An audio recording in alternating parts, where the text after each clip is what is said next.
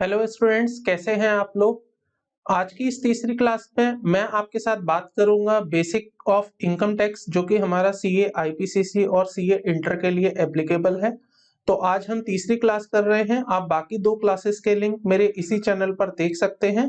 अगर आपने अभी तक वो क्लासेस नहीं देखी हैं तो आप पहले उन क्लासेस को देखकर अपने इस टॉपिक की कंटिन्यूटी को मेंटेन कर सकते हैं।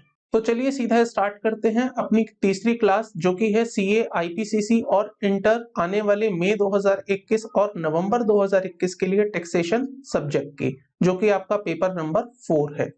सो स्टूडेंट्स, लास्ट क्लास में मैं आपके साथ डिस्कस कर रहा था टाइप ऑफ टैक्सेस के बारे में, जहां पर मैंने आप लोगों को बताया था कि टैक्सेस हमारे पास दो तरह के होते हैं, जिसमें एक होता है डायरेक्ट टैक्स, दूसरा हमारे पास आता है इनडायरेक्ट टैक्स। तो डायरेक्ट टैक्स के अंदर जो मैंने आपको एग्जांपल दिया था वो था इनकम टैक्स का, जिसमें टैक्स जिसके ऊपर लगाया जाता है केवल वही पर्सन है जो उसके बर्डन को एब्जॉर्ब करता है और उसकी पेमेंट भी करता है। जबकि इनडायरेक्ट टैक्स के केस में मैंने आपको बताया था कि ये जिस पर्सन के ऊपर इम्पोज किया जाता है, लेवी किया जाता है, उसके ऊपर इसका बर्डन नहीं आता, वो इस बर्डन को शिफ्ट कर देता है from one person to another person. तो यहाँ पर जो हमने एग्जांपल लिया था वो जीएसटी का एंड कस्टम एंड वैट का समझा था। इसके बाद मैंने आपके साथ एक क्वेश्चन शेयर किया था कि बताइए कौन से टैक्सेशन सिस्टम से, डायरेक्ट टैक्सेशन सिस्टम से या इनडायरेक्ट टैक्सेशन सिस्टम में से कौन से सिस्टम में सबसे ज्यादा टैक्स कलेक्शन इंडिया को आता है। तो यहाँ पर मुझे कई आंसर आए हैं मेरे टेलीग्राम चैनल पर, यूट्यूब पर। तो यहाँ पर जो मैं सबसे पहले आपको बताऊं, सही आंसर मेरे पास आए हैं। मोस्ट ऑफ द स्टूडेंट्स ने सही आंसर दिए हैं। इवन मैं कहूंगा एक भी मेरे पास गलत आंसर नहीं आया है। तो यहाँ पर जो आंसर है वो है इनडायरेक्ट टैक्सेशन। तो जो इनडायरेक्ट टैक्सेशन है, सबसे ज्यादा कलेक्शन इंडिया को यहाँ से मिलता है। उसका एक सिंपल सा लॉजिक है जो आप समझ सकते हैं कि क्यों इनडायरेक्ट टैक्सेशन से सबसे ज्यादा कलेक्शन मिलता है सरकार को। तो देखिए, मान लीजिए एक इंडिविजुअल है, आपने इनकम टैक्स उसकी इनकम पर लगाया।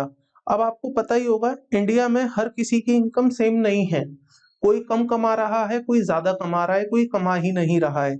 तो मान लीजिए इंडिया की जो टोटल पॉपुलेशन है, उस पॉपुलेशन में मेजॉरिटी ऑफ द पर्सन, बहुत कम ऐसे लोग होंगे जो हायर स्लैब में आते होंगे या जिनकी इनकम बहुत ज्यादा होगी। जबकि मैं दूसरी तरफ चलूं तो बहुत से लोग ऐसे होंगे जो मिडिल क्लास फैमिली से बिलोंग करते हैं और बहुत से लोग लोअर क्लास फैमिली से बिलोंग करते हैं, मतलब उनकी इनकम उतनी नहीं है कि वो उस पर बहुत ज्यादा टैक्स दें।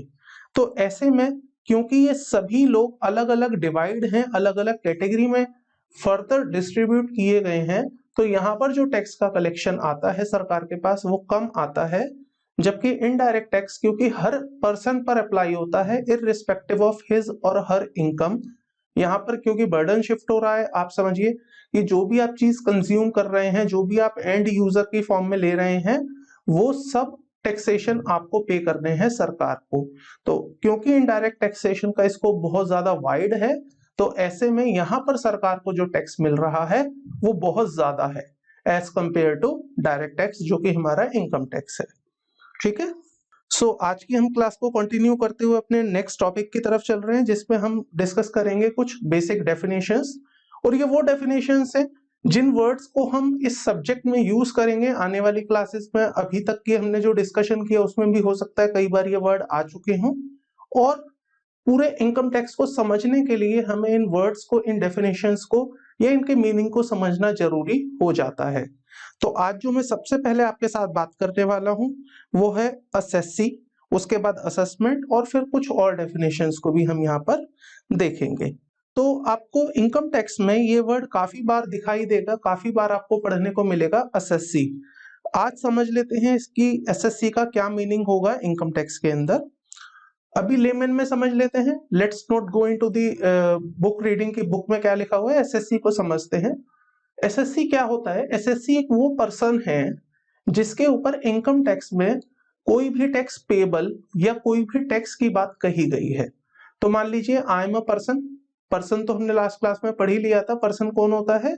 Person include individual, firm, LLP, BOI, AJP और लोकल अथॉरिटी और कंपनी, फर्म, एलएलपी भी उसमें इंक्लूडेड है। तो कोई भी पर्सन, मतलब जो हमने अभी समझा, अगर उसमें से किसी भी पर्सन के ऊपर इनकम टैक्स में किसी भी तरह का कोई असेसमेंट हुआ है या होना है, या उसके ऊपर कोई टैक्स पेबल बन चुका है, या उसने कोई टैक्स की पेमेंट की है, या उसने कोई टैक्स पे करना है, तो अगर इनकम टैक्स के अंदर उस पर किसी भी तरह की कोई प्रोसीडिंग स्टार्ट हो जाती है, चाहे कैसी भी प्रोसीडिंग हो, असेसमेंट स्टार्ट हो जाती है, टैक्स की कंप्यूटेशन डिटर्मिनेशन स्टार्ट हो जाता है, तो वो पर्टिकुलर पर्सन इनकम टैक्स के हिसाब से एसएससी कहलाएगा। तो मैं आज के बाद जब भी आपके साथ डिस्कशन करूंगा तो मैं वहां पर पर्सन वर्ड यूज नहीं करूंगा, rather I would use SSC. तो जब भी मैं एसएससी बोलूं तो इसका मतलब एक ऐसा वो पर्सन जिसके ऊपर इनकम टैक्स की कुछ बातें हो रही हैं। तो देख लेते हैं बुक में क्या लिखा हुआ है इसके बारे में। SSC means a person by whom any tax or any other sum of money is payable under this act। तो अगर इस एक्ट में किसी पर्सन के ऊपर कोई टैक्स की लाइबिलिटी कंप्यूट हो गई है, या कोई टैक्स या any other sum of money is payable under this act, मतलब इनकम टैक्स के हिसाब से उसे कोई पैसा पे करना है एज ए इनकम टैक्स, तो वो पर्सन हमारे लिए एसएससी बन जाएगा। ठीक है, तो यहां तक जो आपने एसएससी का मीनिंग पढ़ा वो तो मीनिंग है ही एसएससी का, लेकिन इसके अलावा कुछ और भी इसमें शामिल होगा। मतलब जो अभी तक हमने रीडिंग करी वो तो एसएससी है, लेकिन इसके अलावा भी कुछ चीजें हैं जो एसएससी में इंक्लूड की जाएंगी। जैसे एसएससी इंक्लूड्स, तो एसएससी में इंक्लूड किया जाएगा क्या? Every person in respect of whom any proceeding under this act has been taken for the assessment। अगर आपके ऊपर किसी भी तरह का असेसमेंट करने की कोई प्रोसीडिंग्स स्टार्ट हो गई हैं, या आपके ऊपर कोई प्रोसीडिंग्स की गई हैं, तो आप क्या बन जाओगे? एसएससी। अब असेसमेंट किस चीज का किया गया है? असेसमेंट किया गया है ऑफ हिज इनकम, मतलब उस पर्सन की इनकम का असेसमेंट किया गया है। असेसमेंट ऑफ फ्रिंज बेनिफिट, मतलब इसको आप इग्नोर भी कर सकते हैं बिकॉज फ्रिंज बेनिफिट अभी इस करंटली ऑपरेशनल नहीं है। उसके बाद income of any other person in respect of which he is assessable और the loss sustained by him और बाय सच अदर पर्सन। तो मान लीजिए आप किसी और पर्सन के लिए रिस्पॉन्सिबल हैं उसका असेसमेंट होने के लिए। एग्जाम्पल ले सकते हैं, मान लीजिए आपका कोई माइनर चाइल्ड है, तो माइनर चाइल्ड की जो इनकम होती है वो आपकी इनकम में इंक्लूड की जाती है, क्लब की जाती है, जिसको कि हम एक सेपरेट चैप्टर में भी समझेंगे, क्लबिंग के चैप्टर में। तो अभी के लिए आप समझ सकते हैं कि अगर आप किसी और की इनकम को अपनी इनकम में इंक्लूड कराने के लिए, या आप उसका असेसमेंट कराने के लिए रिस्पॉन्सिबल होते हैं, या उसकी इनकम के रेस्पेक्ट में आपका असेसमेंट किया जाता है, तो भी आप एसएससी की डेफिनेशन में कवर हो जाएंगे। उसके बाद the amount of refund due to him और बाय सच अदर पर्सन, या आपके ऊपर अगर कोई रिफंड ड्यू है, मान लीजिए आपने रिटर्न ऑफ इनकम भरी, उसमें आपका टैक्स नहीं बनता था लेकिन आपका टीडीएस कटा हुआ था, अभी टेंशन नहीं लेना, आगे समझेंगे हम इस टीडीएस को भी। तो मान लीजिए आपको सरकार से उल्टा टैक्स वापस लेना था, तो उस केस में आप उस डेफिनेशन में कवर हो जाएंगे और आप एसएससी बन जाएंगे। तो एसएससी का मतलब सिंपल है दोस्तों, इनकम टैक्स में अगर आपके ऊपर कोई भी काम स्टार्ट हो गया, कोई भी प्रोसीडिंग स्टार्ट हो गई, कोई भी एक्शन लिया गया, कोई भी असेसमेंट हुआ, या आप इनकम टैक्स की डेटाबेस में आ गए, पेन नंबर लेने मात्र से ही नहीं, इसके बाद जो बाकी काम हुए हैं उसके बेसिस पर अगर आप इनकम टैक्स के किसी भी पॉइंट ऑफ एक्शन में आ गए हैं, तो आप एसएससी की डेफिनेशन में कवर हो जाते हैं। ठीक है, सो यहाँ पर एसएससी में एक और चीज लिखी हुई है, every person who is deemed to be an assessee under any provision of this act. तो अगर आपके ऊपर इस एक्ट का कोई भी प्रोविजन अप्लाई हो गया, तब भी आप एसएससी की डेफिनेशन में कवर हो जाएंगे। Every person who is deemed to be an assessee in default under any provision of this act, इसका मतलब ये हुआ कि अगर आपके ऊपर इस एक्ट का कोई प्रोविजन अप्लाई हो गया as a assessee in default, एक सेक्शन है जो मैं आपको टीडीएस के चैप्टर में समझाऊंगा कि अगर आप टीडीएस काटने के लिए रिस्पॉन्सिबल हैं और आप टीडीएस नहीं काटते हैं, तो आप एसएससी इन डिफॉल्ट बन जाते हैं, और once you become an assessee in default, तो आप एसएससी की डेफिनेशन में कवर हो जाएंगे। तो स्टूडेंट्स ये है एसएससी की डेफिनेशन, जिसको हमने डेफिनेशन के पॉइंट ऑफ व्यू से, थ्योरी के पॉइंट ऑफ व्यू से यहाँ पर समझा। बट अदरवाइज अगर मैं इसको सिंपलेस्ट वे में आपको समझाऊं तो एसएससी वो पर्सन है जिसके ऊपर इनकम टैक्स में किसी भी तरह की कोई भी प्रोसीडिंग स्टार्ट हो गई है या उसके ऊपर किसी भी तरह का कोई भी टैक्स ड्यू होता है जो उसने सरकार को देना है, तो वो पर्सन एसएससी की डेफिनेशन में माना जाएगा। असेसमेंट आता है हमारे सामने एक वर्ड, तो असेसमेंट का मतलब होता है कंप्यूटेशन, डिटरमिनेशन, कैलकुलेशन। तो लास्ट क्लास में जैसे मैंने आपको बताया, एक हमारा असेसमेंट ईयर होता है जिसमें हम इनकम की असेसमेंट करते हैं कि कितनी इनकम हमने कमाई है, कितना उसके ऊपर हमारा टैक्स बनता है। सो असेसमेंट मींस अ डिटरमिनेशन और अ कैलकुलेशन। यहाँ पर देख लेते हैं क्या लिखा हुआ है। This is a procedure by which the income of an assessee is determined by the assessing officer. तो जब आप अपनी आरओआई भरते हैं, रिटर्न ऑफ इनकम फाइल कर देते हैं, उसके बाद असेसिंग ऑफिसर, एक ऐसा ऑफिसर जो सरकार द्वारा अपॉइंट किया गया है, वो आपकी इनकम की रिटर्न को चेक करेगा और चेक करने के बाद ये देखेगा कि जो इनकम आपने अपनी इनकम टैक्स रिटर्न में डिक्लेयर करी है, क्या वो इनकम सही है या नहीं। तो ये जो डिटर्मिनेशन हो रहा है, ये जो असेसमेंट हो रहा है, ये किया जाता है बाय द असेसिंग ऑफिसर। जो आपको याद होगा, मैंने remedies under the income tax act में आपको सबसे पहले बताया था कि आपकी रिटर्न को सबसे पहले चेक किया जाएगा एओ द्वारा। तो जो एओ है, असेसिंग ऑफिसर है, वो आपकी इनकम का असेसमेंट कर रहा है। असेसमेंट में आपको याद रखना है, दो असेसमेंट इंक्लूड होती हैं, पहली नॉर्मल असेसमेंट और दूसरी रीअसेसमेंट। तो नॉर्मल असेसमेंट मतलब आपने अपनी रिटर्न ऑफ इनकम फाइल करी, असेसिंग ऑफिसर ने उसको असेस किया। और रीअसेसमेंट का मतलब ये हुआ, आपने अपनी रिटर्न ऑफ इनकम फाइल करी, एओ ने उसको असेस किया, असेस करने के बाद फाइल क्लोज हो गई, लेकिन बाद में एओ को ऐसी कोई चीज पता चलती है जिसके बेसिस पर वो आपकी फाइल को रीओपन कर देता है।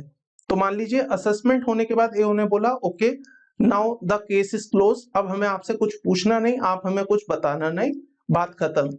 लेकिन 1 साल 1.5 साल बाद या कुछ टाइम के बाद एओ को ऐसा लगता है कि आपने कुछ चीजें छुपाई थी जो हमें पहले नहीं पता चली, तो वो आपके केस को रीओपन कर सकता है और वहां पर उसका रीअसेसमेंट कर सकता है।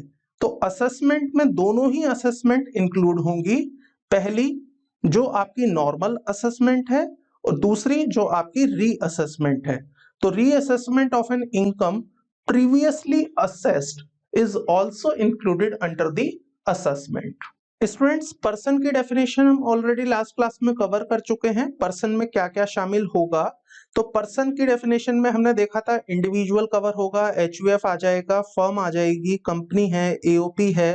सिमिलरली आप नेक्स्ट पेज पर जब आएंगे तो बीओआई है, लोकल अथॉरिटी है, and artificial juridical person like ICAI and ICSI universities etcetera.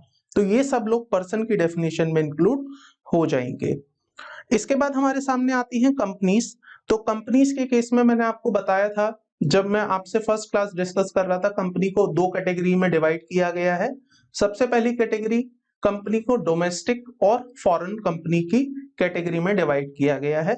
तो डोमेस्टिक कंपनी वो जो इंडियन कंपनी है और फॉरेन कंपनी वो जो बाहर की कंपनी है, इंडिया के बाहर की कंपनी है।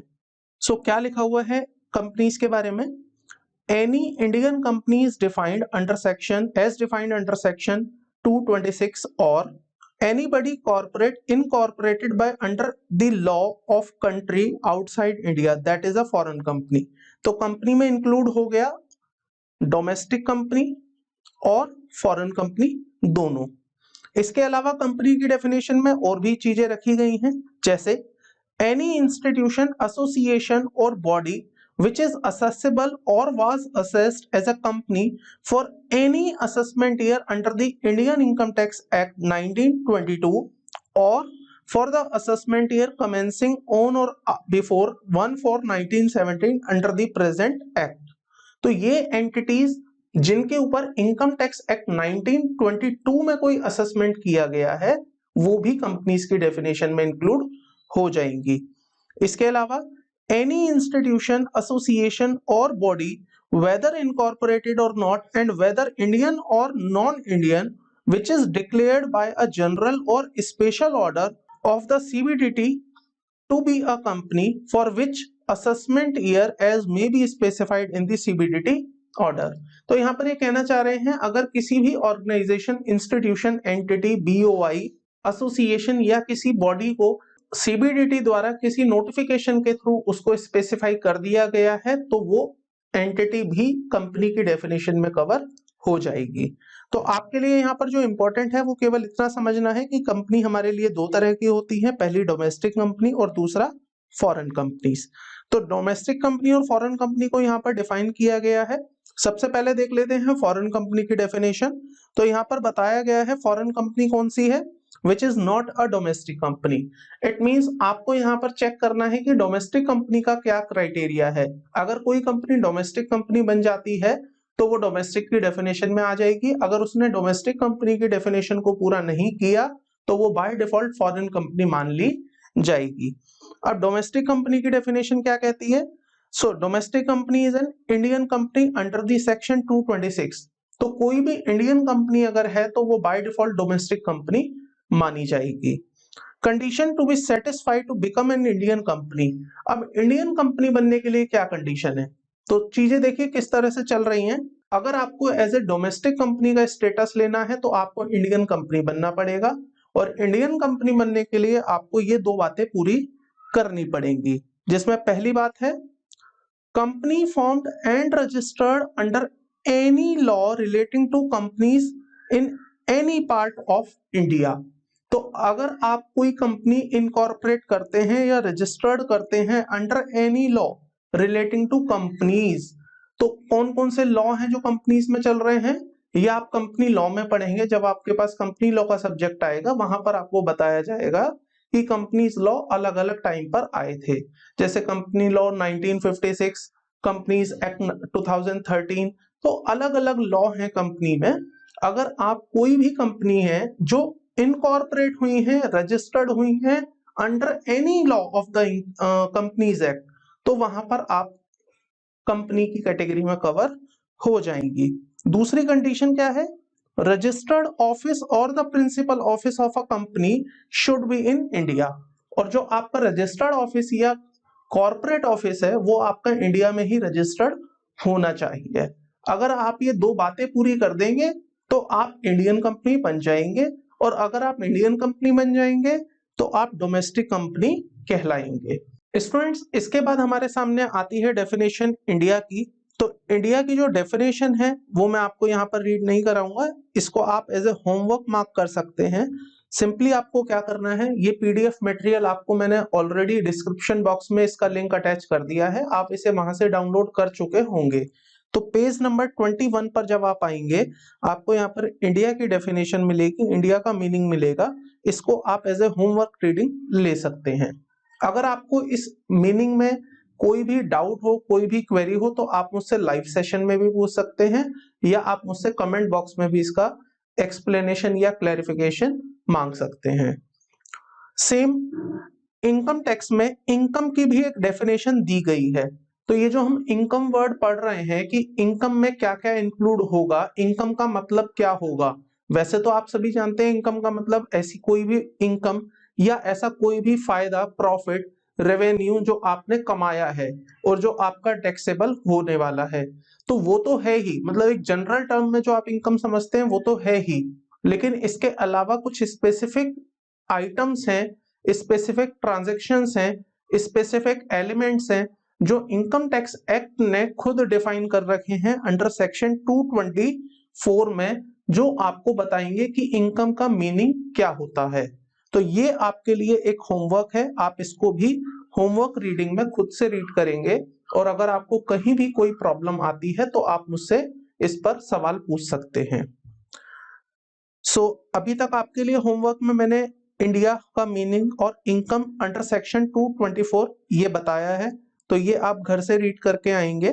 कुछ छोटी छोटी चीजें और हैं हमारे पास यहाँ पे स्टूडेंट्स, उनको पहले समझ लेते हैं, फिर हम अपनी क्लास को आगे कंटिन्यू करेंगे, जिसमें हम आज का मोस्ट इंपॉर्टेंट टॉपिक समझेंगे, रेट ऑफ इनकम टैक्सेस।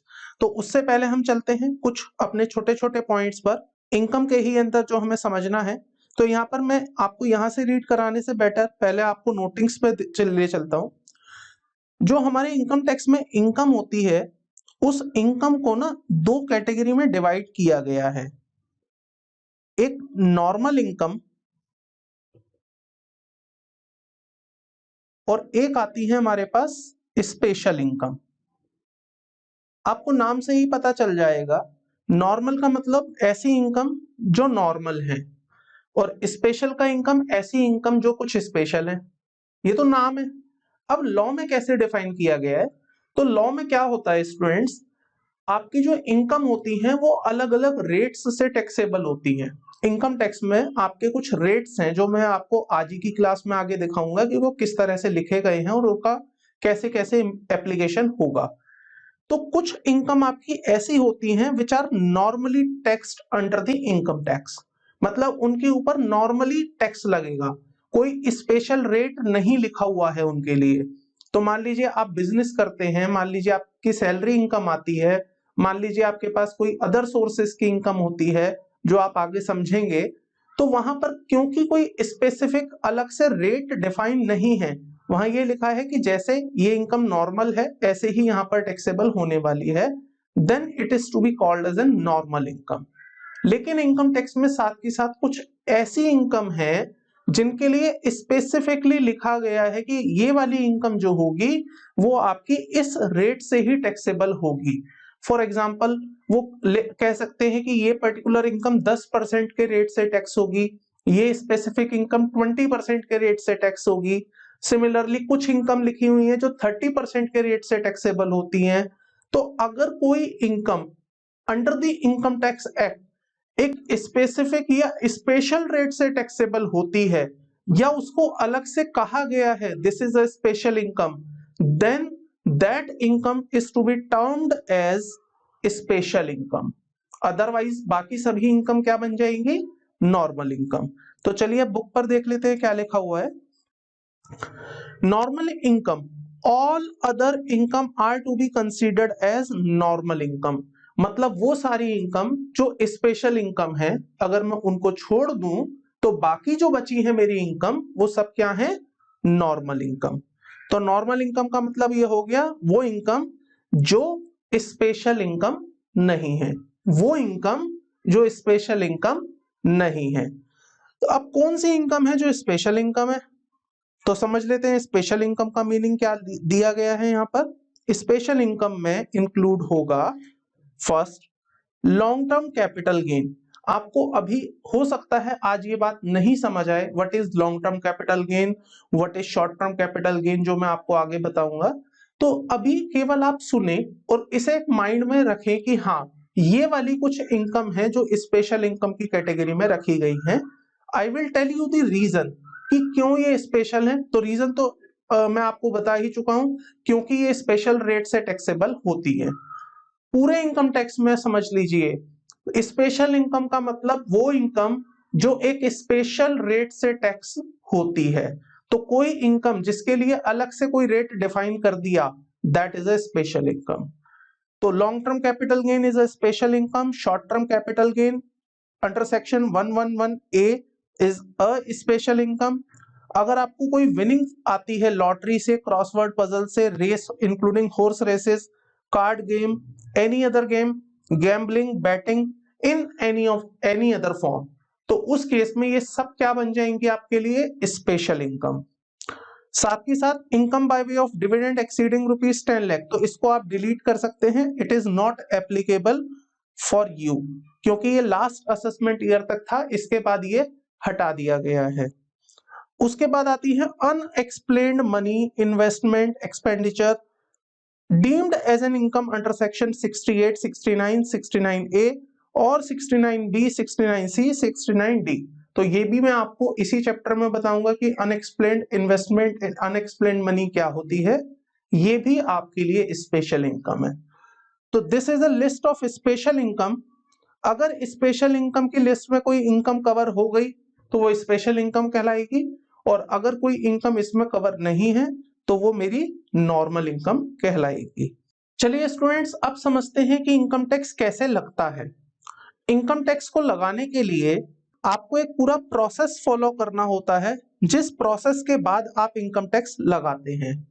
तो सबसे पहली बात तो आप ये समझ लीजिए, इनकम टैक्स जो लगता है वो इनकम के ऊपर लगता है। तो आपको क्या करना है, सबसे पहले अपनी इनकम कंप्यूट करनी है। इनकम टैक्स लगाने के लिए आपको इनकम चाहिए। इनकम कंप्यूट करने के लिए आपको एक प्रॉपर फॉर्मूला चाहिए जिसके बेसिस पर आप अपनी इनकम कंप्यूट कर पाएंगे। मैं आपको ये चीज क्यों कह रहा हूं, यहां पर आप एक एग्जांपल से समझिए। सो मान लीजिए आपको कोई अमाउंट रिसीव होता है एज ए इनकम, यहां पर मैं लिखता हूं अमाउंट रिसीव्ड 10 लाख, और फिर मैं आपको बोलूं since you have received this amount, तो ये आपकी इनकम बन गई है, 10 लाख रुपए आपकी इनकम है, आप मुझे इस इनकम पर टैक्स दीजिए। तो अगर मैं ऐसा बोलता हूं तो ये गलत है। रीजन, ये जो 10 लाख रुपए आपको मिले हैं ये तो जस्ट एक अमाउंट रिसीव्ड है। There might be a possibility कि आपने इसमें से कुछ खर्चे किए हों, there might be a policy कि यहाँ पर आपको कुछ अलग से बेनिफिट्स मिलने हो जिसको कि हम डिडक्शंस के नाम से जानेंगे इसी चैप्टर में। तो ऐसी चीजें भी आ सकती हैं आपके सामने जहां पर आपको अमाउंट रिसीव होता है कुछ और, लेकिन इनकम टैक्स में जो आपको इनकम कंसीडर करनी है for the purpose of income tax, जिसको कि हम टैक्सेबल इनकम के नाम से जानते हैं, वो हो सकती है कुछ और। यहां पर आप देखिए दो चीजें आती हैं आपके सामने, एक है रियल इनकम और एक आता है वर्ड टैक्सेबल इनकम। बहुत ध्यान से सुनना ये वाली चीज। आपकी रियल इनकम मान के चलते हैं 100 रुपए है, तो आपकी टैक्सेबल इनकम भी 100 रुपए हो। मान लीजिए आपकी रियल इनकम ज्यादा हो, टैक्सेबल इनकम कम हो। मान लीजिए आपकी रियल इनकम कम हो और टैक्सेबल इनकम ज्यादा हो। तो यहां पर मैंने आपके सामने 3 इक्वेशंस बनाई हैं, जिसमें मैंने पहली इक्वेशन में आपको बोला आपकी रियल इनकम 100 रुपए है, मतलब आपको जो अमाउंट रिसीव हुआ दैट इज 100 रुपीज, बट आपकी जो टैक्सेबल इनकम है वो 100 रुपए है। इसका मतलब आपको इनकम टैक्स जो देना है वो भी 100 रुपए पर देना है। अब फिर से देखिए इस चीज को, मैंने आपको बताया इनकम टैक्स आपको देना होता है ऑन अ इनकम। अब इनकम कौन सी, टैक्सेबल इनकम। टैक्सेबल इनकम का मतलब वो इनकम जो as per income tax act prescribed की गई है या एक्सप्लेन की गई है। तो रियल इनकम आपको जो मिलती है जरूरी नहीं है कि आप उसी इनकम पर टैक्स भी देंगे। रियल इनकम अलग है और टैक्सेबल इनकम अलग है। अब आपको यह देखना है कि जो रियल इनकम आपको मिली है 100 रुपए की, क्या वही आपकी टैक्सेबल इनकम है। तो ऐसी सिचुएशन आ सकती है स्टूडेंट्स जहां पर आपकी रियल इनकम ही टैक्सेबल इनकम बन जाए। ऐसी सिचुएशन भी आ सकती है कि आपकी रियल इनकम ज्यादा हो जबकि टैक्सेबल इनकम आपकी कम हो जाए। सो पहली इक्वेशन ट्रू है, बिल्कुल सही है, आपकी रियल इनकम बराबर हो सकती है टैक्सेबल इनकम के।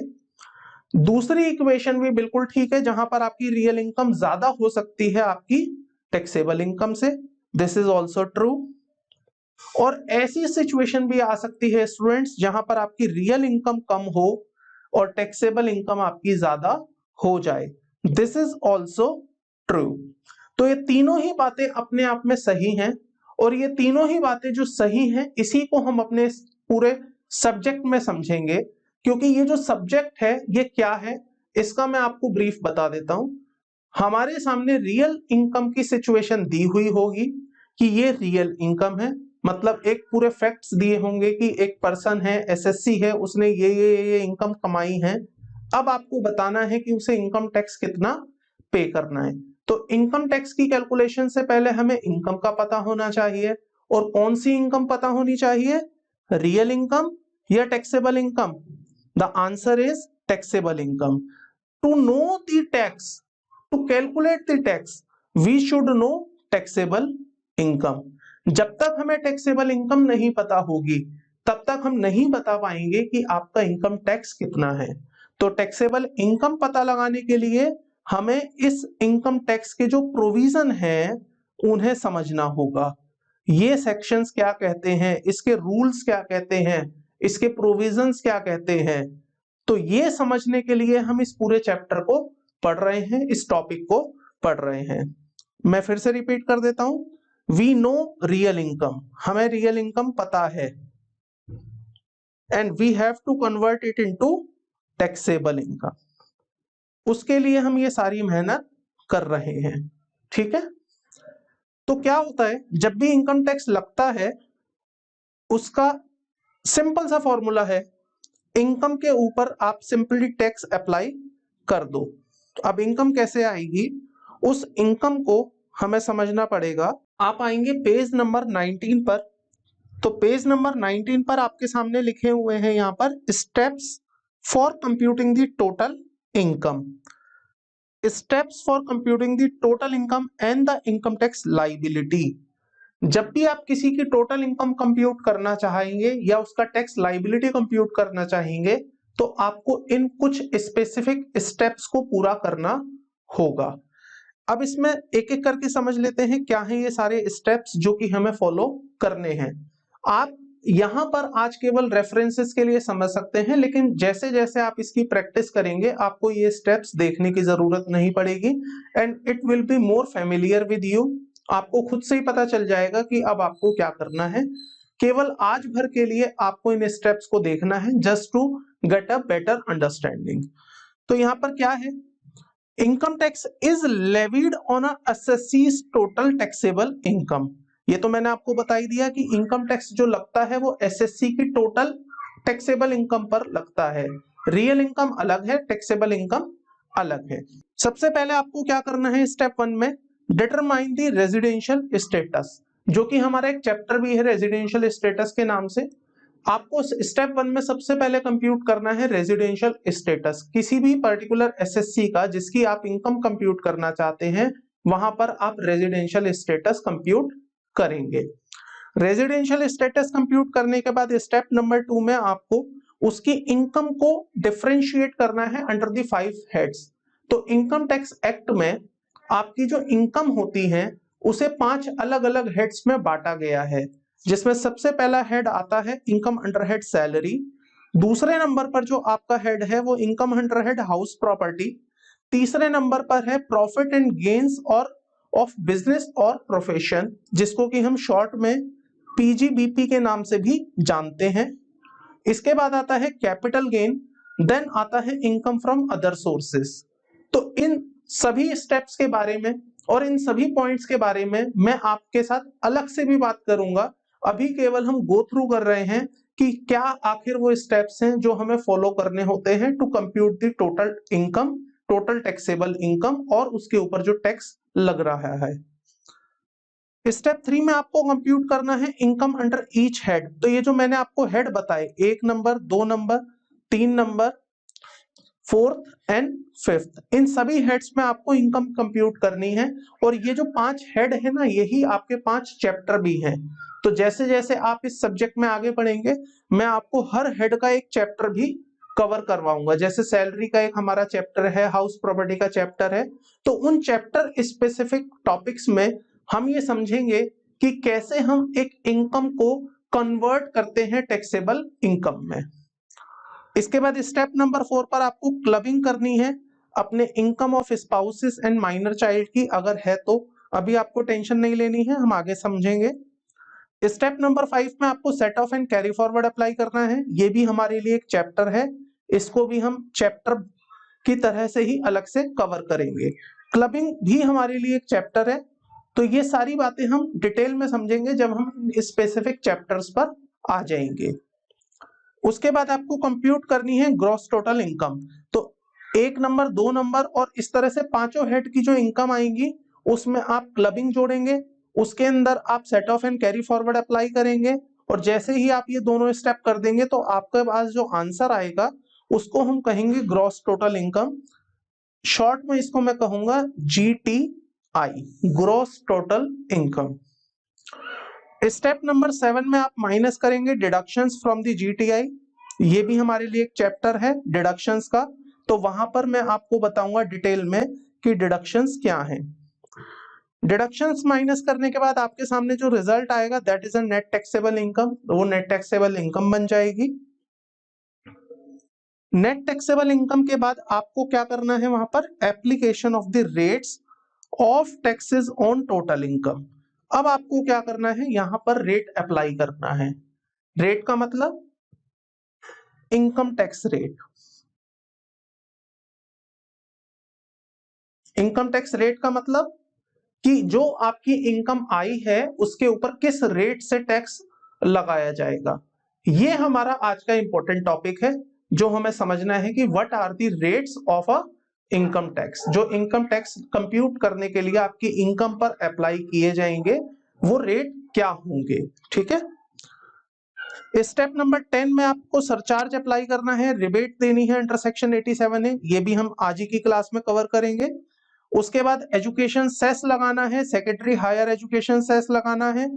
एडवांस टैक्स की कुछ बातें हैं जो कि हमारा एक अलग से चैप्टर है, हम उस चैप्टर में कवर करेंगे कि एडवांस टैक्स क्या होता है। तो इसके लिए भी मैं लिख देता हूं, स्पेसिफिक चैप्टर आएगा। उसके बाद जो अमाउंट आएगा that is a tax payable और टैक्स रिफंडेबल। तो ये सारी बातें मैं आपको स्पेसिफिक चैप्टर के साथ साथ कवर कराऊंगा और यही हमारा पूरा सिलेबस होने वाला है।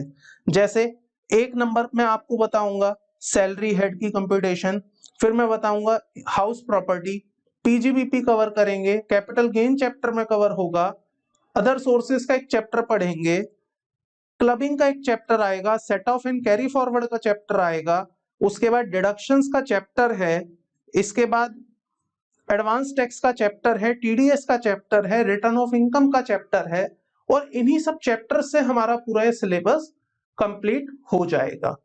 ठीक है, तो आज का जो मेरा टॉपिक है वो है step number 9, application of the rate of taxes on a total income, कि किस रेट से इनकम टैक्स लगाया जाएगा।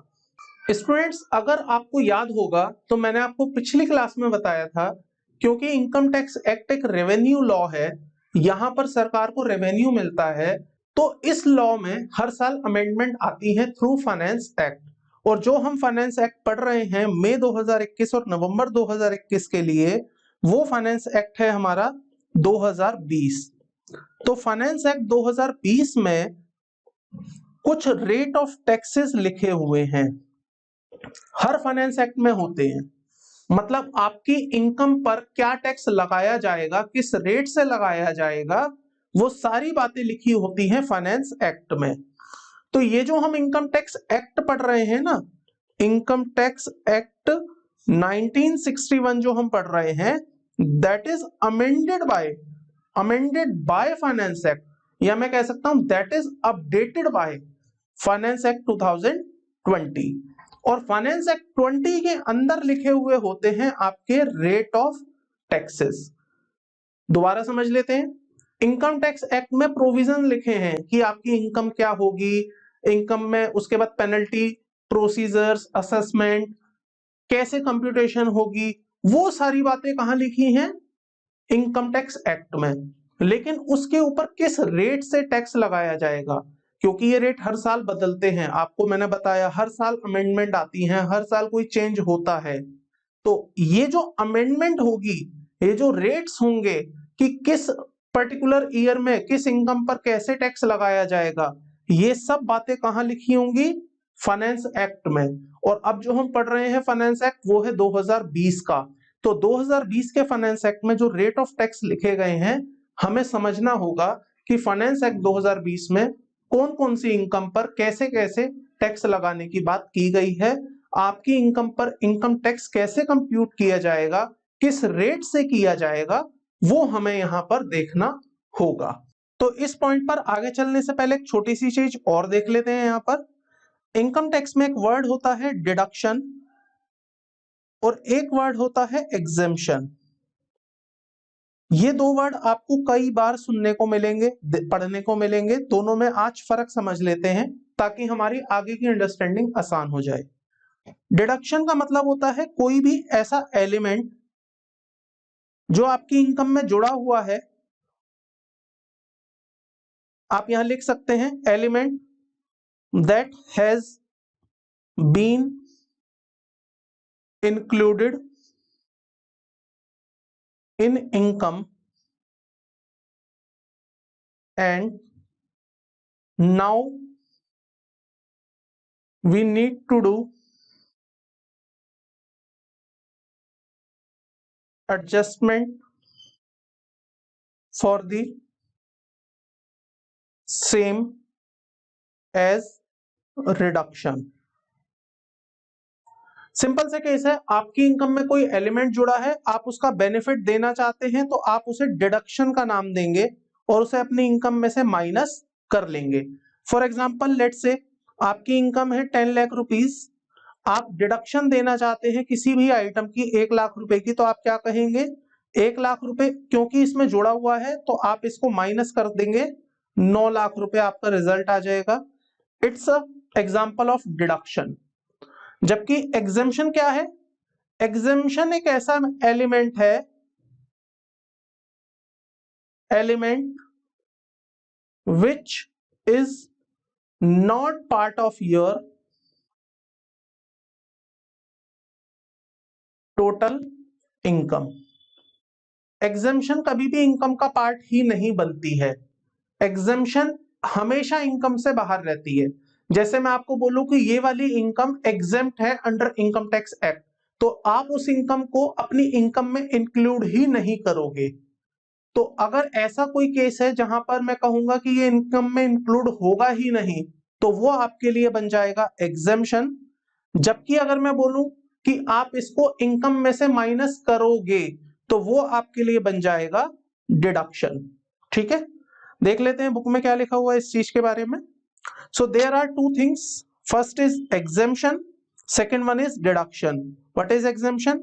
These income have to be excluded and will not be a part of gross total income. तो exemption का मतलब हो गया कि ये इनकम आपकी इनकम का पार्ट ही नहीं है, आप इन्हें एक्सक्लूड कर देंगे। जबकि डिडक्शन का मतलब क्या होगा, These have to be considered before arriving at the net income chargeable under the each head. पहले आप उन्हें इनकम का पार्ट बनाएंगे और बाद में आप उसे माइनस कर देंगे, जैसा जैसा आपको चैप्टर बताएगा। आप आएंगे पेज नंबर 25 पर। पेज नंबर 25 पे यहाँ पर लिखा है चार्ज ऑफ इनकम टैक्स। सो ये यहाँ से हमारा एक बहुत इंपॉर्टेंट सेक्शन है जो हमें समझना है, section 4 charge of income tax. किसी भी लॉ में अगर टैक्स की बात कर रहे हैं तो वहां पर चार्जिंग सेक्शन होता है। हम हर हेड के अंदर भी पढ़ेंगे, जब मैं आपको सैलरी हेड पढ़ाऊंगा, इनकम फ्रॉम पीजीवीपी हेड पढ़ाऊंगा, या बाकी हम 4-5 हेड पढ़ेंगे, तो वहां पर सब जगह चार्जिंग सेक्शन की एक बात होती है, जो सेक्शन आपको बताता है कि इनकम टैक्स लगेगा, कैसे लगेगा और कैसे ये इनकम कंप्यूट होगी। तो इनकम टैक्स एक्ट का जो चार्जिंग सेक्शन है दैट इज सेक्शन नंबर 4, जहां पर लिखा है इनकम टैक्स चार्ज किया जाएगा, कैसे किया जाएगा, क्या इसके रूल रहेंगे। बहुत ध्यान से समझना, क्योंकि यही हमारा कॉन्सेप्ट है जो हम आगे जाके प्रैक्टिकली इंप्लीमेंट करेंगे।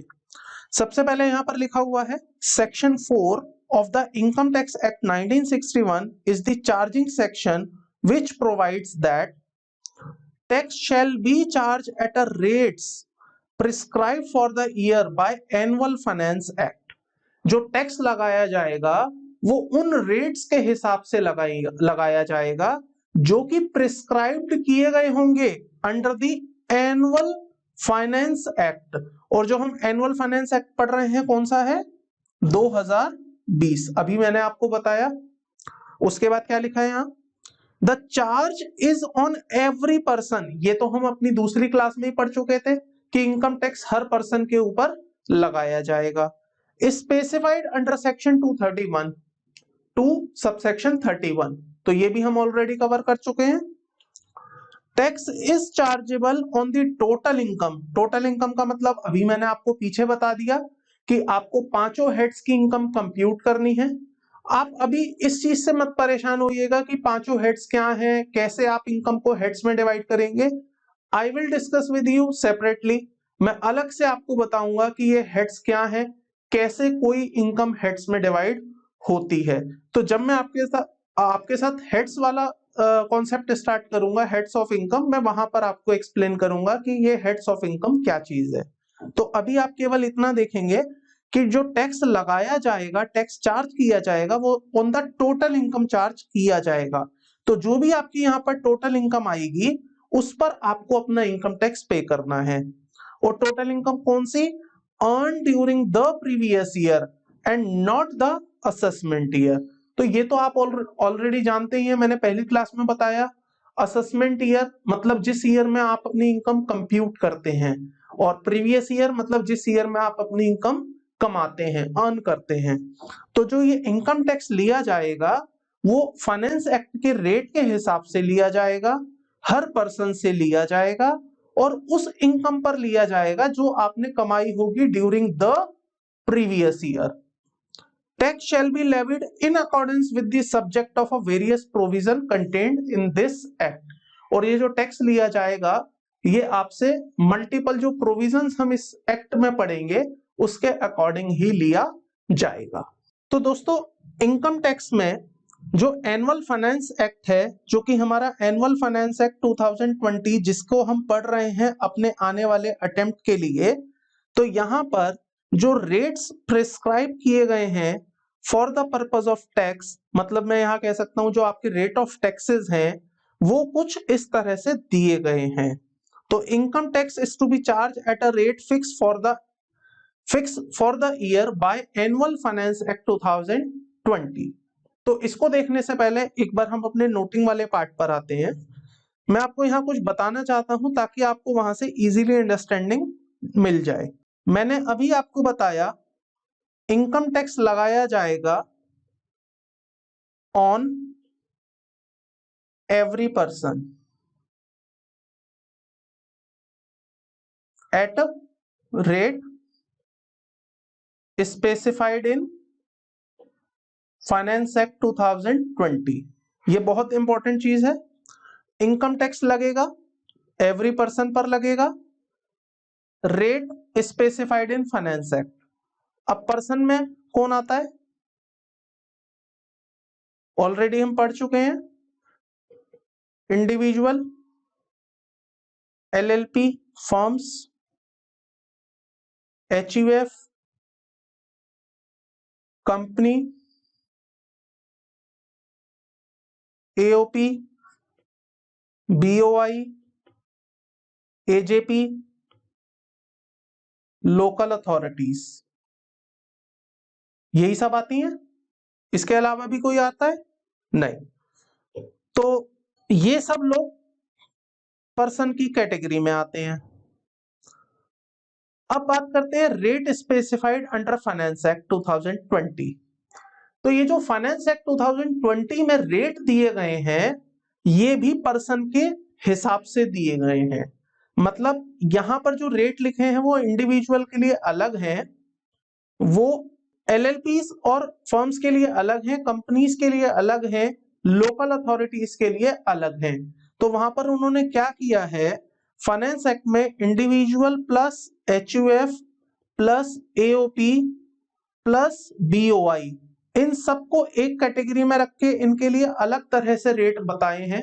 जबकि फर्म एलएलपी को अलग रेट दिया है, कंपनीज के लिए अलग रेट बताया है, और लोकल अथॉरिटीज के लिए अलग तरह से रेट डिफाइन किए गए हैं। तो अब हमें चलना होगा और देखना होगा फाइनेंस एक्ट 20 के अंदर जो हमारे रेट दिए गए हैं इनकम टैक्स के वो किस तरह से दिए गए हैं। मतलब वहां पर क्या कहा गया है कि किस पर्सन को किस रेट से टैक्स देना है या उसे किस मैनर से टैक्स देना है। ठीक है, तो यहां पर जो हम समझ रहे हैं वो बात कर रहे हैं हम रेट ऑफ टैक्सेस के बारे में as per the annual finance act 2020। बहुत ध्यान से समझिएगा, बहुत ज्यादा टेक्निकल नहीं है कॉन्सेप्ट, बहुत इजी है। एक बार आप समझ लेंगे आपको बार बार इसको देखने की भी जरूरत नहीं पड़ेगी, बस एक बार आपको ये समझना पड़ेगा। So now we are discussing the slab rate applicable for assessment year 2021 are as follows. तो सबसे पहले मैं आपके साथ बात करूंगा इंडिविजुअल्स के बारे में कि इंडिविजुअल को अपना इनकम टैक्स कैसे पे करना होता है, उनके ऊपर किस तरह से रेट अप्लाई होते हैं।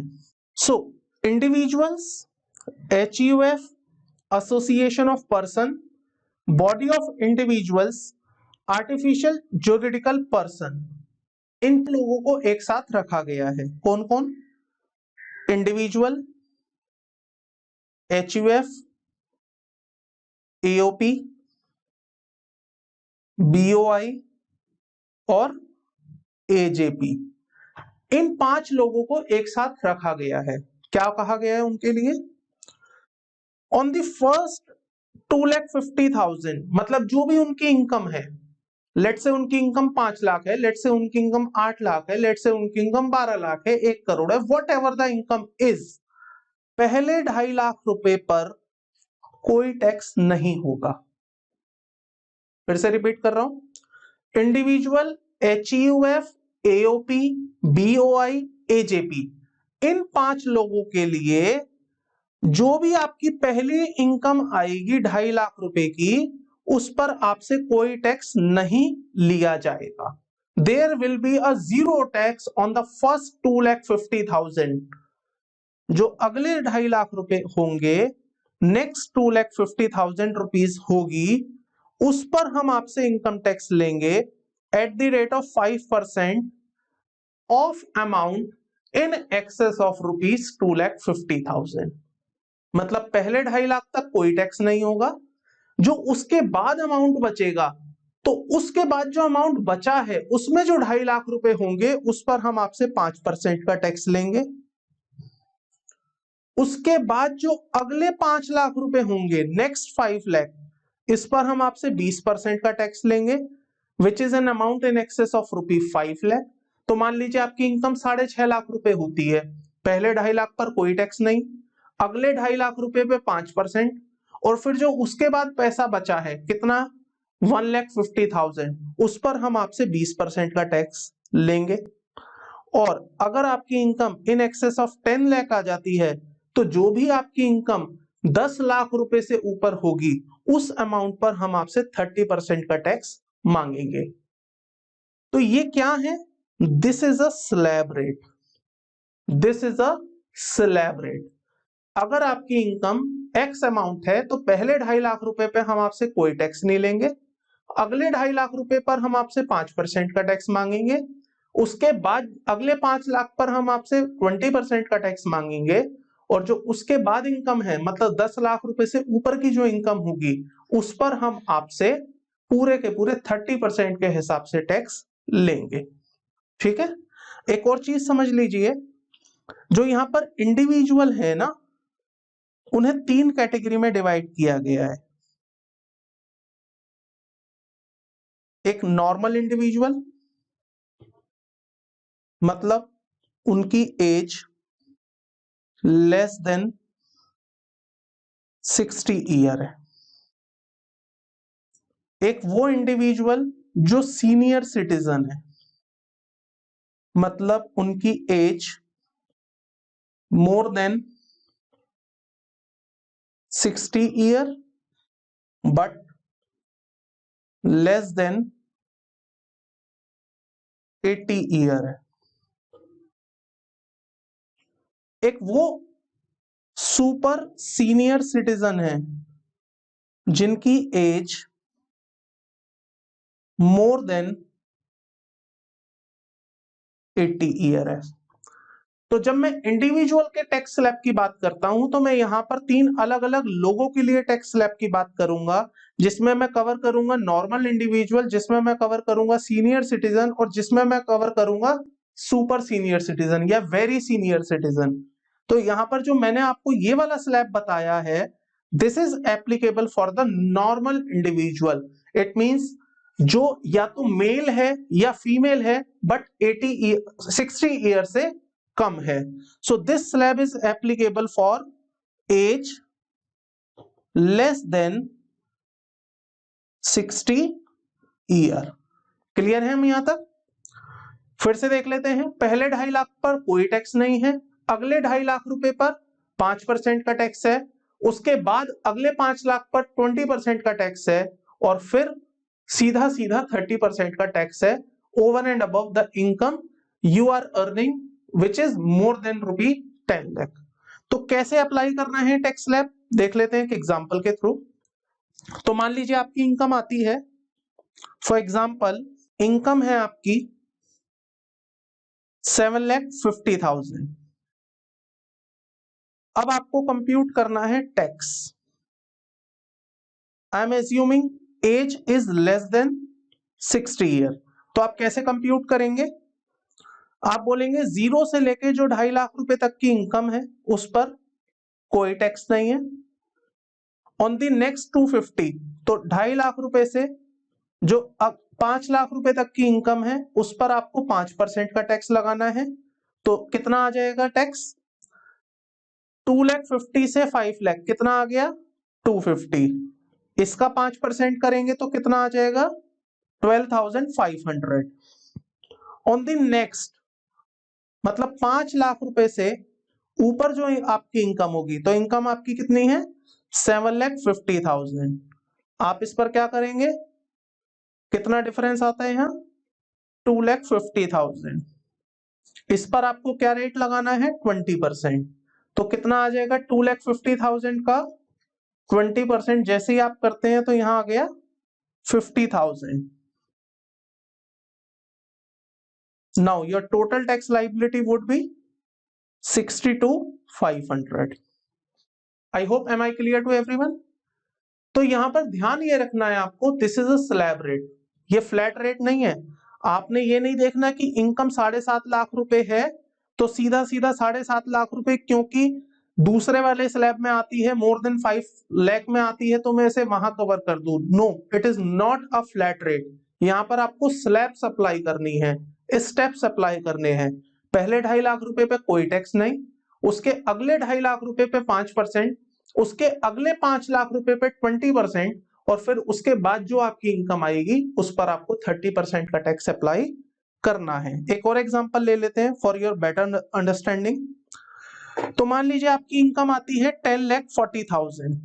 Let's say the income is 10,40,000। Now compute tax. कैसे करेंगे? First 2,50,000, there will be nil tax. On the next 250 कितना आ जाएगा? 12,500। क्लियर है यहां तक? ऑन द नेक्स्ट 5 लाख कितना टैक्स आ जाएगा? यहां पर था 5%, यहां पर आ गया 20%। तो नेक्स्ट 5 लाख, क्या पूरे 5 बच रहे हैं? यस। मेरी इनकम 10,40,000 है, तो 10,40 में से अगर मैं 2.5 हटा दूं पहले तो बचेगा कितना? चलिए वो बाद में निकाल लेंगे। फिर मैं उसमें से 5 अगले 2.5 भी निकाल सकता हूं, तो मेरे टोटल निकल गए हैं 5 लाख रुपए। फिर मैं और 5 भी निकाल सकता हूं क्योंकि अभी भी मेरे पास स्कोप है। तो नेक्स्ट 2 लाख 5 लाख पे 20% के हिसाब से टैक्स आ जाता है 1 लाख। अब जो उसके बाद नेक्स्ट मेरा अमाउंट बचता है जो कि कितना है? 2,50,000 plus 250 is the 5 plus 5 lakh is the 10। तो ये जो मेरा 10 लाख रुपए यहां तक हो गया और इनकम है मेरी 10,40,000, तो मेरे पास नेक्स्ट बचता है 40,000। इस पर आपको लगाना है एट द रेट ऑफ 30%, जो कि कितना आ गया? 12,000। Now my total tax liability would B 12,500 plus 1 lakh plus 12,000, जो कि आ गई 1,24,500। क्लियर? सो इस तरह से यहां पर आपको स्लैब रेट अप्लाई करने हैं to compute the income tax. अब चलते हैं, बात कर लेते हैं सीनियर सिटीजन्स के लिए यहां पर किस तरह से लिखा हुआ है। So if you are a senior citizen, मतलब आपकी एज 60 ईयर या उससे ज्यादा है बट लेस देन 80 ईयर है, तो उस केस में आपके लिए कोई चेंज नहीं होगा स्लैब में except a very minor change which is first 3 lakh would be nil. तो आप कंपेयर कर सकते हैं, जब आप सीनियर सिटीजन के लिए स्लैब पढ़ते हैं तो पहले आपको 3 लाख की डिडक्शन मिलती है, जबकि नॉर्मल के केस में वो आपको डिडक्शन मिल रही थी 2,50,000 की, but in case of a senior citizen it would be a 3 lakh rupees. तो यहाँ पर आपको एक बहुत छोटा सा बेनिफिट ये मिलता है कि नॉर्मल के केस में वो आपका स्लैब है 2.5 लाख रुपए, जबकि सीनियर सिटीजन के केस में वो हो जाता है 3 लाख रुपए। उसके बाद क्या है, अगले 2 लाख पर आपको 5% का टैक्स देना है, अगले 5 लाख रुपए पर आपको 20% का ही टैक्स देना है, और जो बैलेंस आपका 10 लाख से ऊपर आएगा वहां पर आपको 30% के हिसाब से टैक्स पे करना होगा। ठीक है, अब बात कर लेते हैं वेरी सीनियर सिटीजन, मतलब जिनकी एज मोर देन 80 ईयर है, तो उन्हें हम कहेंगे वेरी सीनियर सिटीजन या सुपर सीनियर सिटीजन। तो इनके लिए यहाँ पर जो स्लैब बनाया गया है वो ऐसे है कि पहले 5 लाख पर कोई टैक्स नहीं लेंगे, और जो अगले 5 लाख आएंगे उस पर 20% का टैक्स लगेगा। तो अब आप यहाँ नोटिस करेंगे तो इनके लिए जो 5% वाला स्लैब था वो हटा दिया है।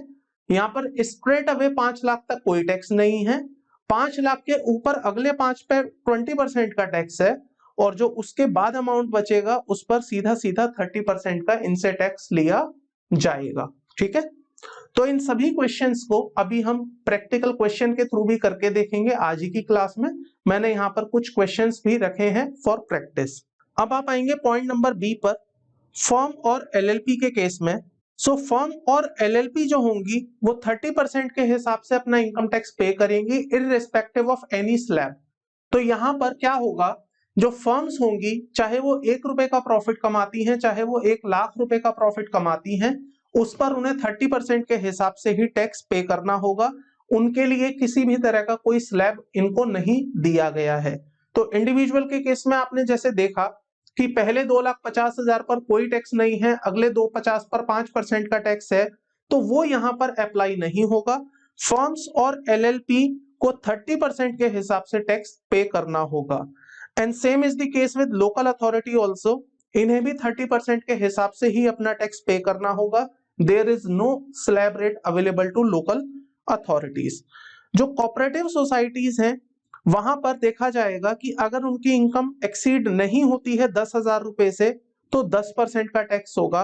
अगर उनकी इनकम एक्सीड हो जाती है 10,000 से लेकिन 20 से ज्यादा नहीं होती तो उन्हें 1,000 रुपए का tax plus 20% of the amount by which the total income exceed ₹10,000, मतलब 1,000 रुपए तो फिक्स कर दिया 10,000 वाला, और उसके ऊपर जितनी इनकम है उसका 20% इनसे लिया जाएगा।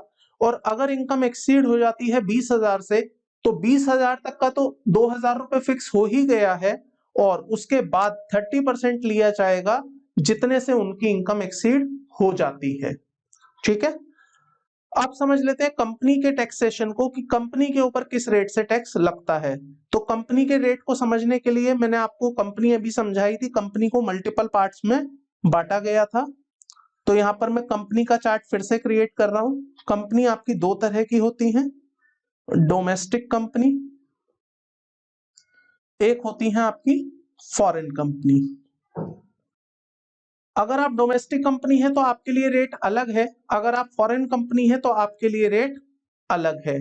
तो बात कर लेते हैं डोमेस्टिक कंपनी के बारे में। In case of a domestic company, if the total turnover or a gross receipt in the previous year 18-19 is less than 50 crore, then 25% of the total income is will be the tax। तो यहाँ पर जो domestic company है इनको भी 2 parts में बांटा गया है, I would say small company और लार्ज कंपनी। अब स्मॉल कंपनी का मतलब यहां रखा गया है अगर आपका टर्नओवर लेस देन और equal to 50 crore, sorry 400 crore in previous year 2018-19 है तो आपके लिए टैक्स रेट रहेगा 25%। और अगर आपका turnover is more then 400 crore तो आपका जो टैक्स रेट रहेगा वो 30% रहने वाला है। देख लेते हैं फिर से। इफ द टर्नओवर और gross total received in the previous year 18-19, इसको आप चेंज कर लीजिए यहां पर, it is not a 50 crore, rather it is a 400 crore. तो यहां पर आपके लिए जो टैक्स रहेगा वो 25% रहेगा, जबकि इन अदर केसेस 30% आपके ऊपर टैक्स लगाया जाएगा in case of a company. और अगर आप डोमेस्टिक कंपनी के अलावा हैं, मतलब आप फॉरेन कंपनी है, तो आपका स्ट्रेट अवे 40% का टैक्स रहने वाला है। तो अगर आप फॉरेन कंपनी है तो आपके ऊपर जो टैक्स रहेगा वो रहेगा एट अ रेट 40%। ठीक है, तो यहां पर 3 रेट आ गए हैं दोस्तों, पहला 25%, दूसरा 30% और तीसरा 40%। 25 उनके लिए जो कंपनीज जिनका टर्नओवर प्रीवियस ईयर 2018-19 में 400 करोड़ से कम रहा है। 30% जिनका टर्नओवर प्रीवियस ईयर 18-19 में 400 करोड़ से ज्यादा रहा है और वो डोमेस्टिक कंपनी है। और 40% अगर आप फॉरेन कंपनी है, तो फॉरेन कंपनी के केस में टैक्स स्ट्रेट अवे 40% लग जाएगा।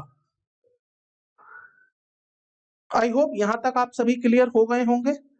एक फाइनेंस एक्ट 2020 में अमेंडमेंट आई थी, फाइनेंस एक्ट 2020 में अमेंडमेंट आई थी, ये इंपॉर्टेंट है आपके एग्जाम के एंगल से। फाइनेंस एक्ट 20 में अमेंडमेंट आई थी आपके रेट ऑफ टैक्सेस को लेकर।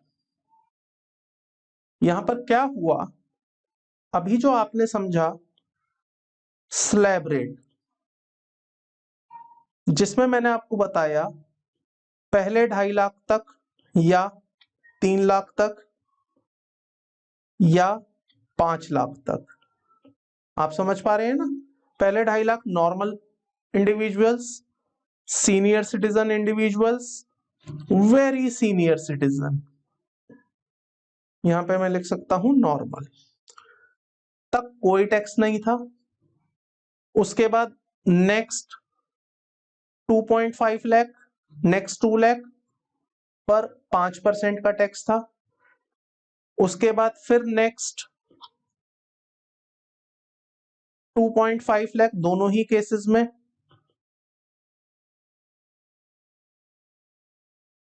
20% का टैक्स था। सॉरी 5 लाख, इसको आप चेंज कर लीजिएगा,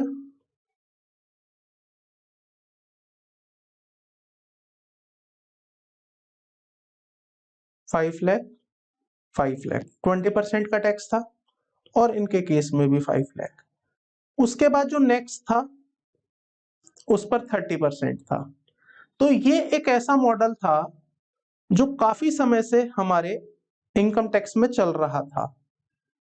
so this is the model जो काफी समय हमारे इनकम टैक्स में रहा, अभी भी है।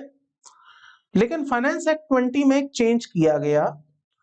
जब फाइनेंस एक्ट 20 लेके आए तो उसमें एक नया ऑप्शन इंट्रोड्यूस किया गया, इसको हमने बोला सेक्शन 115 BAC, इंडिविजुअल्स के लिए सेक्शन 115 BAC। क्या कहा इस सेक्शन में? इस सेक्शन में फाइनेंस एक्ट 20 ने एक नया मॉडल दिया और यहां पर ऑप्शन दिया एसएससी को कि आप चाहो तो इस वाले ऑप्शन में आके हमें टैक्स पे कर दो, विच इज ऑप्शन नंबर 1, या आप चाहो तो हमें ऑप्शन नंबर 2 में आके टैक्स अपना पे कर दो। आपके पास मर्जी है, आप इस ऑप्शन में आना चाहते हो आप इस ऑप्शन में आ जाओ, आप ऑप्शन नंबर 2 में जाना चाहते हो आप ऑप्शन नंबर 2 में चले जाओ। मतलब आप ओल्ड स्कीम में रहना चाहते हो ओल्ड में रहो, आप न्यू में जाना चाहते हो आप न्यू में चले जाओ। क्या डिफरेंस है दोनों में, अब देखते हैं। सो जैसे ही आप आएंगे पेज नंबर 26, आपको यहां पर देखेगा so with effect from assessment year 2021 where the individual or HUF opt to be taxed under this section 115 BAC, इस सेक्शन को आप याद रखिएगा। अगर कोई पर्सन, अगर कोई इंडिविजुअल, अगर कोई HUF अपने आप को टैक्स करवाना चाहता है under the section 115 BAC, that is the new regime, the rate of income tax shall be as under, provided the condition mentioned in the section 115 BAC are satisfied।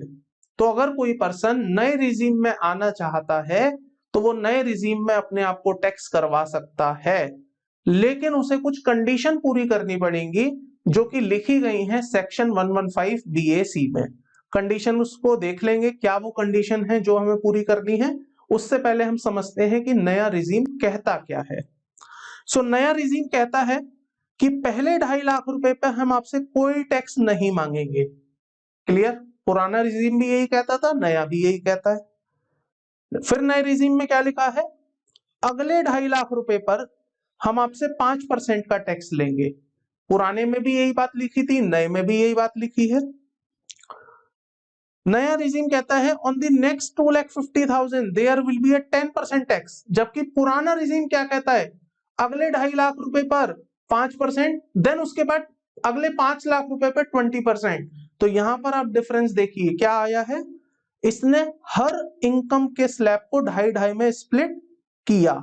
इसने बोला नेक्स्ट 2,50,000 पे 5%, अगले 2,50,000 पर 2.5, अगले 2,50,000 पे 10%, और फिर जो आपके अगले 250 आएंगे उस पर 15%, नेक्स्ट 250 पे 20%, नेक्स्ट 250 पे 25%, और फिर उसके बाद 15 लाख रुपए के ऊपर जो भी आपकी इनकम आएगी उस पर आप स्ट्रेट अवे हमें 30% का टैक्स देंगे। तो आप पुराने रिजीम और इस वाले रिजीम में जब आप कंपेयर करेंगे तो आपको पता चलेगा कि पुराने रिजीम में 2.5 लाख रुपए तक कोई टैक्स नहीं था, अगले 2.5 पर 5%, फिर उसके बाद 5 लाख पर 20 था, देन उसके बाद 30 था।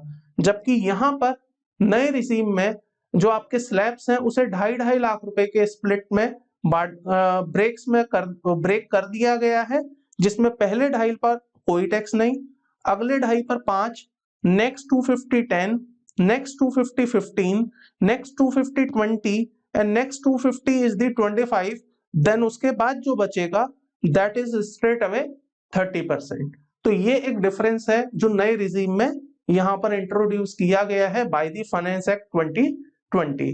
That is a most important for your upcoming examination. तो आप इसको इंपॉर्टेंट मार्क करिएगा। यहां पर MCQ और यहां पर क्वेश्चन बनने के चांसेस इस बार के एग्जाम में बन जाते हैं। तो अगर कोई SSC इस नए वाले रिजीम को ऑप्ट करता है तो उसे कुछ इंपॉर्टेंट पॉइंट्स हैं जो याद रखने पड़ेंगे। जैसा कि मैंने आपको अभी ऊपर बताया कि अगर आप नए रिजीम को ऑप्ट करेंगे तो आपको कुछ कंडीशंस सेटिस्फाई करनी पड़ेंगी सेक्शन 115 BAC की। क्या है वो कंडीशन, देखते हैं। कंडीशंस को देखने से पहले एक इंपॉर्टेंट पॉइंट भी समझ लेते हैं। If the individual opts to be taxed under the section 15115 BAC, that is the new regime, the exemption limit in case of all individuals, इसको आप करेक्ट कर लीजिएगा, this is a case. So in case of all individuals, whether the age of 60 year or more, 80 year or more, or as the case may be, shall be 250। तो आप समझिए जब हम normal वाला सेक्शन पढ़ रहे थे, नॉर्मल रिजीम पढ़ रहे थे, पुराना वाला रिजीम, तो वहां पर हमने इंडिविजुअल्स को 3 कैटेगरी में डिवाइड किया था। पहला जो 60 साल से कम है, दूसरा जो 60 साल या 80 साल के बीच में है, और तीसरा जो 80 साल से ज्यादा के हैं। बट नए वाले रिजीम में ऐसा कोई कैटेगराइजेशन नहीं है। न्यू रिजीम में सिंपली आपको क्या करना है, पहले 2.5 लाख पर कोई टैक्स नहीं, अगले 2.5 पर 5, उसके बाद 10, उसके बाद 15, देन 20, 25 एंड सो ऑन 30% आपको फिर टैक्स करना है जो भी आपकी इनकम 15 लाख रुपए से ज्यादा हो जाती है। इसके बाद यहां पर कंडीशन दी गई है, as per section 115 BAC subsection 2, individual or HUF who opt to be taxed under section 115 BAC, certain allowances, deductions are not allowed to a salary employee। तो अगर आप सैलरी एम्प्लॉई हैं तो आपको डिडक्शंस नहीं दी जाएंगी। Deduction of interest is not allowed under the head income from house property, जो मैं आपको आगे समझाऊंगा कि कुछ डिडक्शंस मिलती हैं वो आपको नहीं दी जाएंगी। Certain deductions are not allowed while computing the business income, जो हम पीजीवीपी में कवर करेंगे कि अगर आप बिजनेस करते हैं तो आपको कुछ डिडक्शंस दी जाती हैं, वो आपको नहीं दी जाएंगी। And deduction under section 80C to 80U, जो कि हम एक डिडक्शन के चैप्टर में समझेंगे, वो भी आपको यहां पर नहीं दी जाएंगी। तो ये एक बहुत बड़ा डिफरेंस है पुराने रिजीम और नए रिजीम में, कि अगर आप पुराने रिजीम में रहेंगे तो आपको कुछ डिडक्शंस मिलती हैं वो आपको मिलेंगी, लेकिन अगर आप सेक्शन 115 BAC जो कि नया रिजीम है, अगर आप उसको ऑप्ट कर लेते हैं तो वहां पर आपको कुछ डिडक्शंस नहीं दी जाएंगी। That is the condition of section 115 BAC subsection 2, जो आपको डिडक्शंस देने को मना करता है। सो स्टूडेंट्स, ये है वो हमारे सारे रेट ऑफ टैक्सेस जो फाइनेंस एक्ट 2020 में मेंशन किए गए हैं, अलग अलग पर्सन की कैटेगरी के लिए, अलग अलग लोगों के लिए। अब बात कर लेते हैं फाइनेंस एक्ट में ही कुछ स्पेशल इनकम, जो कि मैंने आपको आज ही की क्लास में बताया कि कुछ इनकम स्पेशल इनकम होती है जिन्हें स्पेशल रेट से ही टैक्स किया जाता है। तो अब बात कर लेते हैं उनके बारे में कि अगर कोई इनकम स्पेशल इनकम है तो उस पर किस तरह से टैक्स लगाया जाएगा। आज केवल मैं इसकी गो थ्रू रीडिंग करवाऊंगा, इसको हम डिटेल में इनके रिस्पेक्टिव चैप्टर्स में जब हम आएंगे या हेड्स में जब आएंगे तब मैं आपको इसके बारे में बताऊंगा। सो देख लेते हैं क्या लिखा हुआ है यहाँ पर। The above rates are prescribed by the Finance Act 2020 for normal income. However, in respect of the special income, the prescribed specified rate are as below. तो सेक्शन 112 है जो लॉन्ग टर्म कैपिटल गेन की बात करता है, ये आपका 20% से टैक्सेबल होगा। तो अगर कोई SSC long term capital gain कमाता है, अभी टेंशन नहीं लेना लॉन्ग टर्म कैपिटल गेन क्या होता है, मैं आपको चैप्टर में स्पेसिफिकली बताऊंगा, तो वो 20% से आपका टैक्सेबल होगा। सिमिलरली अगर कोई पर्सन सेक्शन 111A में शॉर्ट टर्म कैपिटल गेन की इनकम कमाता है तो वो 15% से टैक्सेबल होगी।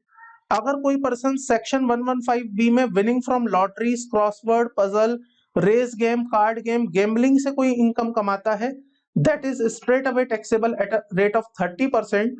एंड अगर कोई person 115 BBE unexplained money, investment expenditure etcetera, इससे कोई इनकम उसको मिलती है तो वो स्ट्रेट अवे 60% से टैक्सेबल होगी। तो ये है वो स्पेशल रेट जो आपको इनकम टैक्स में फाइनेंस एक्ट में अलग से दिए गए हैं आपकी स्पेशल इनकम पर टैक्स करने के लिए। फ्रेंड्स, इसके नीचे एक नोट वाला सेक्शन है, इसको आप होमवर्क रीडिंग में कवर कर सकते हैं। अगर आपको यहाँ पर कोई भी डाउट आएगा तो आप मुझसे पूछ सकते हैं, ऑल्दो मैं आपको नेक्स्ट क्लास में इसको कवर करवाऊंगा जिसमें मैं आपको अनएक्सप्लेन्ड मनी के बारे में कुछ बताऊंगा। इसके बाद आ जाते हैं हम अपने क्वेश्चन पर, प्रैक्टिस बताओ। तो यहाँ पर आप क्वेश्चन देख सकते हैं which is a question number 2। Mister x जिनकी एज है 47 ईयर, उनकी टोटल इनकम है 12 lakh rupees, comprising of his salary income and interest on fixed deposit, compute his tax liability. तो चलिए कंप्यूट करते हैं इनकी टैक्स लाइबिलिटी। फैक्ट्स हमारे सामने दिए गए हैं, इनकी सैलरी है इनकम है 12 लाख रुपए। एज्यूम करके चलिएगा कि इन्होंने नए वाले रिजीम को ऑप्ट नहीं किया है, मतलब ये पुराने रिजीम में है जहां पर पहले 2.5 लाख रुपए तक कोई टैक्स नहीं है, अगले 2.5 पर 5%, उसके बाद 5 लाख पर 20% और उसके बाद 30%। तो कैसे कंप्यूट करेंगे बताइए। On the first 250 there will be no tax. On the next 250 at the rate of 5%, how much? 12,500. On the next 5 lakh, how much? 20% is the 1 lakh. On the next 2 lakh,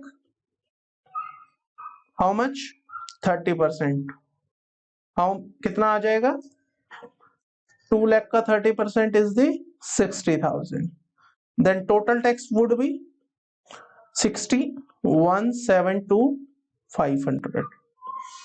Clear? यहां तक किसी को कोई भी doubt हो तो वो मुझसे पूछ सकता है। आई होप यहां तक आप सभी को क्लियर हो गया होगा। सो फ्रेंड्स, अगर आप थोड़ा सा स्मार्टली प्ले करें, आप देखिएगा, अगर किसी पर्सन की इनकम 10 लाख रुपए से ज्यादा है तो ये वाला कंपोनेंट उसके लिए फिक्स्ड है। यस और नो? भाई अगर किसी की इनकम 10 लाख रुपए से ज्यादा हो जाती है तो पहले 2.5 लाख रुपए तो उसके लिए फिक्स है, कोई टैक्स नहीं। अगले 2.5 लाख रुपए भी उसके लिए फिक्स है, 12,500 रुपए। अगले 5 लाख भी तो फिक्स है उसके लिए, 1 लाख रुपए। भाई मैटर क्या है, 10 लाख रुपए से ऊपर की इनकम है, तो अब मुझे क्या करना है, जो 10 लाख रुपए से ऊपर की इनकम है उसी पर मैं टैक्स कंप्यूट कर लूं। मेरे लिए ये वाले दो एलिमेंट तो क्या हो गए, फिक्स हो गए ना। 1 लाख मेरा फिक्स है, 12,500 मेरा फिक्स है, मुझे कंप्यूट करना है केवल 10 लाख से ऊपर। तो जब आप स्मार्टली क्वेश्चंस को हैंडल करेंगे, जब आप प्रैक्टिस करेंगे, तो आपको धीरे धीरे पता चल जाएगा कि 10 लाख से ऊपर वाली इनकम पर आपको ये 3 स्टेप तो करने ही नहीं पड़ेंगे। यहां तो आपने अमाउंट ऑलरेडी फिक्स कर दिया। आपको क्या करना है, जो 10 लाख रुपए से ऊपर की इनकम है केवल उसको कंप्यूट करना है, उस पर आपको अपनी कैलकुलेशन करनी है। क्लियर? सो देख लेते हैं आंसर इसका किस तरह से दिया हुआ है। On the first 250 there will be no tax, on the next 250 there will be a 12,500 tax, on the next 5 lakh there will be a 1 lakh, on in excess of 10 lakh there will be a 60, then total tax would be 1,72,500. hope am I clear to everyone till now? So students, आज की class में हम इसको यही रोक देते हैं। अब हमारे पास कुछ छोटे छोटे टॉपिक्स और हैं इसी चैप्टर से रिलेटेड, और इसके साथ कुछ क्वेश्चंस हैं जिसकी मुझे आपको प्रैक्टिस करवानी है। तो वो टॉपिक और प्रैक्टिस क्वेश्चन मैं आपके साथ डिस्कस करूंगा नेक्स्ट क्लास में। तो नेक्स्ट क्लास में जो मैं आपको टॉपिक कवर करवाने वाला हूं उसमें मेजरली कवर होगा सबसे पहला सरचार्ज। सरचार्ज कैसे लगता है, क्या होता है, क्या इसकी एप्लीकेबिलिटी है। इसके बाद मैं आपको बताऊंगा मार्जिनल रिलीफ। मार्जिनल रिलीफ के बाद मुझे आपको बताना है rebate, rebate under section 87A। और इसके साथ साथ मुझे आपको कुछ छोटे मोटे मिसलेनियस पॉइंट्स डिस्कस करने हैं। और फाइनली आपके साथ बात करनी है मुझे कुछ क्वेश्चंस की जिनकी प्रैक्टिस हम क्लास के दौरान करेंगे। These are the numerical questions. तो जो भी हमने चैप्टर की अंडरस्टैंडिंग ली है अभी तक, उन सब पर ये क्वेश्चंस आपके साथ डिस्कस किए जाएंगे। तो आज की क्लास को हम यही खत्म कर रहे हैं। नेक्स्ट क्लास में इन सभी टॉपिक के साथ आपके साथ डिस्कशन होगा, and next class will be the final class for this chapter. तो जैसे ही मेरी नेक्स्ट क्लास आ जाएगी, आप इन चारों क्लासों को कंबाइन करके इस पूरे चैप्टर की स्टडी ले पाएंगे। तो आज की क्लास में केवल इतना ही है। तब तक आप इन सभी क्लासेस को रिवाइज करके रखिए। जो मैंने आपको होमवर्क वाला पार्ट दिया है, आप उसे एक बार घर से रीडिंग करें, और अगर आपको कहीं भी कोई भी प्रॉब्लम आती है तो आप मुझसे डिस्कस कर सकते हैं। मेरा टेलीग्राम चैनल नंबर है 9711156308। आप अपनी क्वेरी मुझे यहां भी भेज सकते हैं। मेरा ईमेल आईडी है cavikas04@gmail.com। आप अपनी क्वेरी मुझे ईमेल भी कर सकते हैं। अगर आपकी क्वेरी बहुत ज्यादा अर्जेंट नहीं है तो आप मुझे इस तरह से कांटेक्ट कर सकते हैं, और अगर आपकी क्वेरी काफी अर्जेंट है तो आप मुझे कॉल पर भी कनेक्ट कर सकते हैं। तो जल्द ही मिलता हूं एक नई क्लास के साथ, अपने बचे हुए टॉपिक्स के साथ इस चैप्टर के। तब तक आप इसको पढ़ते रहिए, समझते रहिए। जल्द ही आपसे मुलाकात होगी नेक्स्ट क्लास में। तब तक के लिए थैंक यू, बाय बाय।